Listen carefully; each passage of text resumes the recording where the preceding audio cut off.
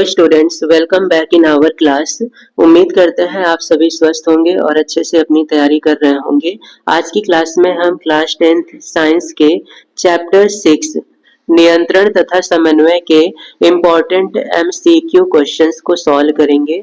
ये क्वेश्चंस आपकी एग्जाम में काफी इम्पोर्टेंट होंगे, तो आप इन्हें अच्छे से जरूर तैयार करें। आइए स्टार्ट करते हैं क्वेश्चन नंबर 1 से। पहला प्रश्न है, एब्सिसिक हार्मोन का मुख्य कार्य क्या है? इनमें से एब्सिसिक हार्मोन का कार्य बताना है।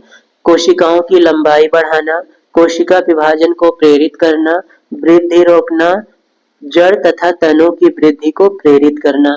इनमें से कौन सा कार्य एब्सिसिक हार्मोन का है? एब्सिसिक हार्मोन एक वृद्धि रोधक हार्मोन है, तो इसका कार्य होगा वृद्धि को रोकना। तो याद रखेंगे, यह एक वृद्धि रोधक हार्मोन है। वृद्धि रोधक। नेक्स्ट क्वेश्चन है, वह हार्मोन जो फलों और पत्तियों के गिरने के लिए उत्तरदायी होता है? कौन सा हार्मोन फल और पत्तियों को गिराने के लिए उत्तरदायी होता है? ऑक्सिन, एब्सिसिक अम्ल, जिबरेलिन या फिर साइटोकाइनिन। इनमें से एब्सिसिक अम्ल ये फलों और पत्तियों के गिरने के लिए उत्तरदायी होता है और इसे वृद्धि रोधक हार्मोन भी कहते हैं, तो ये भी आप याद रखेंगे। नेक्स्ट क्वेश्चन है, सूरजमुखी के पुष्प की गति किसके कारण होती है? सूरजमुखी के फूल की गति इनमें से किस वजह से होती है? प्रकाशानुवर्तन, गुरुत्वानुवर्तन, रसायनानुवर्तन या प्रकाशानुकुंचन। जिस प्रकार से सूर्य में गति होती है उसी प्रकार से सूरजमुखी भी सूर्य की ओर लगातार घूमता रहता है, तो सूर्य के कारण सूरजमुखी में होने वाली गति को हम प्रकाशानुवर्तन कहेंगे। प्रकाश, सूर्य के प्रकाश के कारण सूरजमुखी में ये गति हो रही है कि वो सूर्य की ओर घूम रहा है, इसलिए ये कहलाएगा प्रकाशानुवर्तन। नेक्स्ट क्वेश्चन है, पादप भाग जिसमें ऋणात्मक गुरुत्वानुवर्तन पाया जाता है, पौधे के किस भाग में ऋणात्मक गुरुत्वानुवर्तन होता है? जड़, तना, शाखा या फिर पत्ती। मान लेते हैं ये एक पौधा है, ये पौधे का जड़ वाला भाग है और ये पौधे की शाखाएं हैं। तो गुरुत्वानुवर्तन का मतलब होता है पृथ्वी के गुरुत्व के कारण गति। तो पृथ्वी का गुरुत्व बल नीचे की ओर कार्य करता है। अब नीचे की ओर गति करते हैं जड़ और ऊपर की ओर गति करते हैं पत्तियां।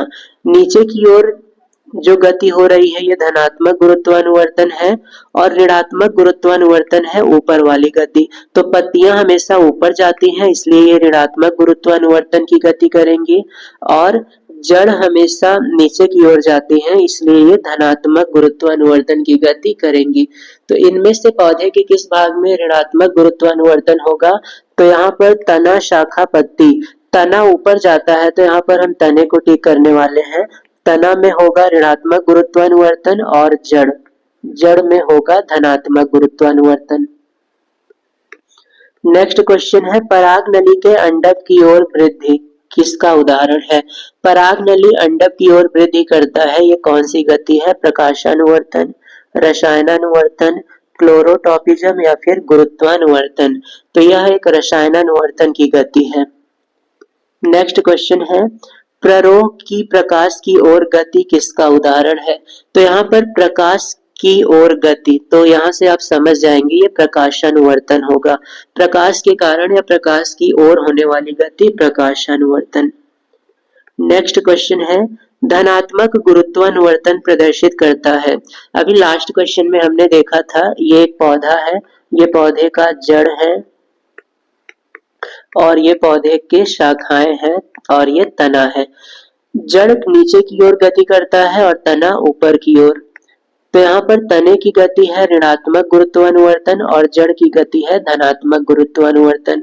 तो जो गुरुत्व बल की ओर गति करेगा वो धनात्मक होगा और जो गुरुत्व बल की विपरीत दिशा में गति करेगा वो ऋणात्मक होगा। तो जड़ धनात्मक गुरुत्वानुवर्तन और तना ऋणात्मक। तो यहाँ पर धनात्मक गुरुत्वानुवर्तन का उदाहरण जड़ होगा। नेक्स्ट क्वेश्चन है, स्पर्शानुकुंचन गति है। इनमें से किस पौधे में स्पर्श के कारण गति होती है? मटर का पौधा, छुई मुई का पौधा, बैंगन का पौधा या फिर इनमें से सभी में?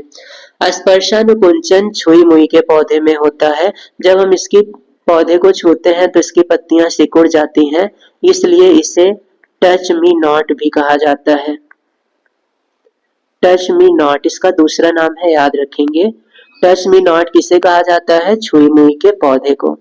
नेक्स्ट क्वेश्चन है, निम्न में से किस हार्मोन के संश्लेषण के लिए आयोडीन आवश्यक है? किस हार्मोन के उत्पादन के लिए आयोडीन आवश्यक होता है? एड्रीनेलिन, ऑक्सिन, थायरॉक्सिन या फिर इंसुलिन? थायरॉक्सिन हार्मोन, इसका स्रावण होता है थायराइड के द्वारा। थायराइड, इसके स्रावण के लिए ही आयोडीन आवश्यक होता है, जिसमें गले का कुछ भाग फूल जाता है और इस बीमारी को घेंघा नामक बीमारी कहते हैं। तो आयोडीन की कमी से थायरॉक्सिन हार्मोन की कमी होती है और फिर थायराइड ग्रंथि फूल जाती है, जिसे कहा जाता है घेंघा नामक रोग। नेक्स्ट क्वेश्चन है, निम्न में से कौन सा युग्म सुमेलित नहीं है अर्थात गलत है? एड्रीनेलिन, पिट्यूटरी ग्रंथि, तो ये गलत है। एड्रीनेलिन हार्मोन का स्राव एड्रीनल ग्रंथि के द्वारा किया जाता है, पीयूष ग्रंथि के द्वारा नहीं किया जाता है। तो यहाँ पर आप याद रखेंगे एड्रीनल ग्रंथि के द्वारा इसका स्राव होता है। एस्ट्रोजन का हार्मोन अंडाशय के द्वारा, अग्न्याशय से इंसुलिन का स्राव होता है, प्रोजेस्टेरॉन का स्रावण अंडाशय के द्वारा। तो ये तीनों युग्म सही है, पहला वाला गलत था, तो यही हमारा सही जवाब होगा ऑप्शन का। नेक्स्ट क्वेश्चन है, निम्न में से असत्य कथन है।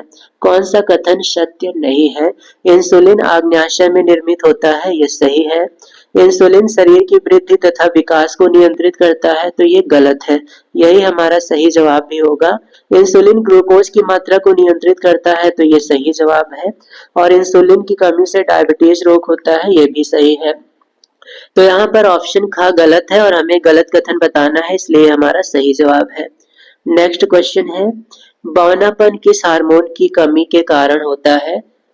हम लोगों में किस हार्मोन की कमी के कारण बौनापन हो जाता है? थायरॉक्सिन हार्मोन के अतिस्रावण से, वृद्धि हार्मोन के अतिस्रावण से, एड्रीनेलिन के कम स्रावण से या वृद्धि हार्मोन के अल्प स्रावण से?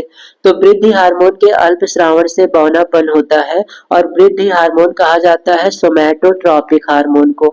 सोमैटोट्रॉपिक हार्मोन, इस हार्मोन को वृद्धि हार्मोन कहते हैं और इसके अल्प स्रावण से बौनापन हो जाएगा। नेक्स्ट क्वेश्चन है, अंतःस्रावी ग्रंथि जिसके कारण घेंघा नामक रोग होता है। किस अंतःस्रावी ग्रंथि के कारण घेंघा नामक रोग होता है? तो थायराइड। थायराइड के कारण घेंघा नामक रोग होता है। थायराइड से स्रावित होता है थायरॉक्सिन हार्मोन। थायराइड से थायरॉक्सिन हार्मोन का स्राव होता है और ये स्राव कम हो जाता है जब हम आयोडीन कम लेते हैं। आयोडीन की अगर कमी होती है तो थायरॉक्सिन हार्मोन का स्राव कम हो जाता है, जिससे गले का कुछ भाग फूल जाता है और इसी स्थिति को घेंघा कहा जाता है। इसी का दूसरा नाम है ग्वाइटर। नेक्स्ट क्वेश्चन है, आपातकालीन ग्रंथि किसे कहा जाता है? थायराइड, पिट्यूटरी, एड्रीनल या फिर आग्न्याशय? आपातकालीन ग्रंथि अर्थात जब हम अत्यधिक डर की अवस्था में होते हैं तो कौन सा हार्मोन काम में आता है और कौन सी ग्रंथि से स्रावित होता है? तो आपातकालीन ग्रंथि हम कहते हैं एड्रीनल को और इससे एड्रीनेलिन नामक हार्मोन स्रावित होता है। एड्रीनेलिन, इस हार्मोन को कहा जाता है fight and fear hormone. Fight और फियर हार्मोन, लड़ो या उड़ो हार्मोन। तो इसके नाम याद रखेंगे, एड्रीनेलिन हार्मोन, इसी को फाइट और फियर हार्मोन कहा जाता है। इसका स्राव एड्रीनल से होता है। एड्रीनल को आपातकालीन ग्रंथि भी कहते हैं। नेक्स्ट क्वेश्चन है, एंटी डाइयूरेटिक हार्मोन एडीएच किसकी कमी से उत्पन्न होता है? एडीएच की कमी से कौन सा रोग उत्पन्न होगा? डायबिटीज मेलिटस, डायबिटीज इंसिपिड्स, ग्रेव का रोग या फिर क्राइटेनिज्म? एडीएच की कमी से डायबिटीज इंसिपिड्स नामक रोग होता है, तो ये आपका क्वेश्चन इंपॉर्टेंट है। नेक्स्ट क्वेश्चन है, निम्न में से आपातकालीन हार्मोन है। इनमें से आपातकालीन हार्मोन हम किसे कहेंगे? एपिनेफ्रिन, कैल्सिटोनिन, कोलिप हार्मोन, इंसुलिन? आपातकालीन ग्रंथि कहा जाता है एड्रीनल को। एड्रीनल ग्रंथि को आपातकालीन ग्रंथि कहते हैं। इस ग्रंथि से स्रावित होता है एड्रीनेलिन हार्मोन।